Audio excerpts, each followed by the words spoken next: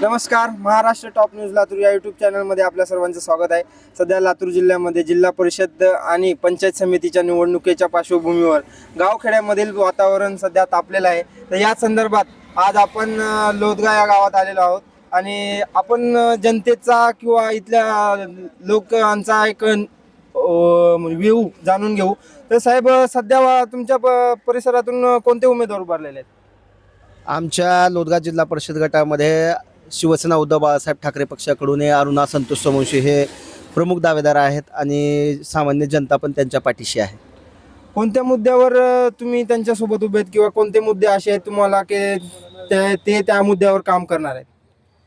ही निवडणूक खरं तर धनशक्ती विरुद्ध जनशक्तीचा हा लढा आहे आणि या भागातील प्रश्न जे आहेत ते आमचे जे काही उमेदवार आहेत ते प्रामुख्याने जाणून आहेत, ते स्थानिक आहेत इथं, त्याच्यामुळे आम्ही त्यांच्यासोबत आहेत किंवा इथली जनता पण त्यांच्यासोबतच आहे. साहेब, तुम्हाला काय वाटतं, काय कसं आहे वातावरण तुमच्या गटामध्ये सध्या? नाही, मी आमच्या मित्राच्या गोष्टीशी सहमत आहे. त्याच्यामध्ये एकच आहे, धनशक्ती जनशक्तीच्या विरोधात गुंड प्रवृत्तीचा पण आम्हाला नाश करायचा आहे. त्याच्यामुळं सगळी जनता अरुणा संतोष सोमवंशीच्या पाठीमागं आहे. सध्या लातूरमध्ये महानगरपालिकेचा निकाल लागला. त्या निकालाचा आणि जिल्हा परिषद किंवा पंचायत समितीच्या निवडणुकांवर किती प्रभाव पडेल असं तुम्हाला वाटते? भरपूर पडेल ना. लोकांना कळतं इथं खरं काय खोटं काय. महाराष्ट्रात सगळीकडे सत्ता समीकरण वेगळे असताना लातूरचा निकाल वेगळा आहे, तसंच आमचा पण निकाल वेगळाच लागणार आहे. इथं जनतेच्या मनातला नेता, अर्ध्या रात्री कामाला पडणारा माणूस आहे. सगळी जनता स्वतः पाठीमागं आहे, त्याच्यामुळे काही अडचण नाही. तुमच्या हिशोबानं काय कसं वातावरण आहे? कोणत्या पक्षाकडे झुकता कल दिसतोय तुमच्या गटाचा? खरं तर ही निवडणूक आता एखाद्या राजकीय पक्षाच्या पलीकडे गेलेली आहे.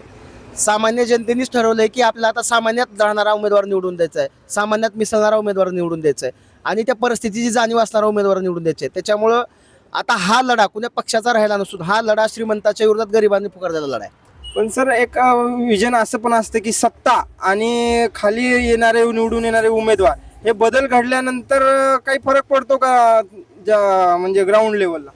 अजिबात नाही. आता आपण पाहिलात, भारतीय जनता पार्टीची लोक लातूर महानगरपालिकेच्या निवडणुकीच्या प्रचारात सांगत होते की केंद्रात आमचं सरकार आहे, राज्यामध्ये आमचं सरकार आहे.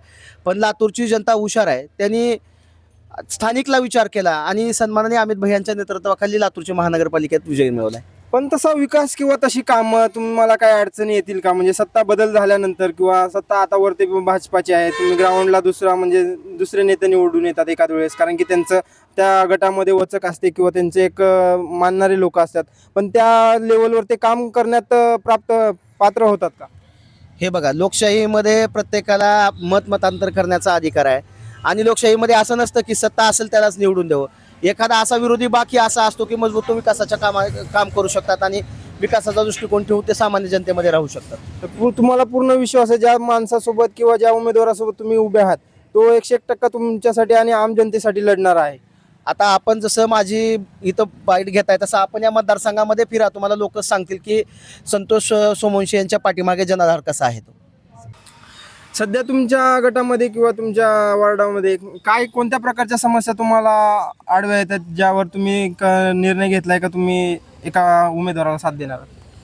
काय बघा, आत्ताच आमचं स्नेही भैयांनी सांगितलं की ही जनता सध्या गुंडगर्दीला त्रस्त आहे. सामान्य माणसावरती दबावतंत्र आणायचा, सामान्य माणसाला वेटीस धरायचं आणि जे काही आता प्रचार करायला येत आहेत त्यांचे कार्यकर्ते, त्यांच्याच कार्यकर्त्याचे इथे 2 नंबर धंदे आहेत. त्याच्यामुळे सामान्य माणसांनी सध्या किळस आलाय त्यांना की ही कुठेतरी आता बंद झालं पाहिजे. या मतदारसंघाचे सन्माननीय आमदार साहेब अवैध धंद्यावरती आळा घाला असं विधान भवनामध्ये भाष्य करतायत आणि त्यांचेच कार्यकर्ते मात्र या भागामध्ये 2 नंबरचे अवैध धंदे करतायत. म्हणजे तुम्ही म्हणतायत का जे दुसरे समोरील पक्ष आहेत ते एका विरुद्ध दिशेने काम करत असल्यामुळे तुम्ही काय बघा, त्यांचे खायचे दात वेगळे आहेत आणि दाखवायचे दात वेगळे आहेत. ते विकासावरती बोलतात पण विकास तरी अजिबात झालेला नाही. गेल्या वेळेस सुद्धा भारतीय जनता पार्टीचा जिल्हा परिषद सदस्य इथं होता. आपण मतदारसंघामध्ये जर फिरत असाल तर आम्हाला दाखवा तुम्हाला कुठे विकास या मतदारसंघामध्ये दिसतोय का. म्हणजे त्यांच्या कार्यकर्तीत कोणताच विकास किंवा कोणतीच सार्वजनिक कामे झालेली नाही आहेत तुमच्याकडे? अजिबात झाले नाहीत. कुठं विकास झालेला आहे दाखवा ना मला. आता ते परत विकासावरती निवडणूक लढवता म्हणून सांगतायत. मग ते स्वतः 7 वर्ष, आता तर मला वाटतं कालखंड ओलांडून ही 8व्या वर्षी निवडणूक होते. 7 वर्षात का नाही विकास केला यांनी?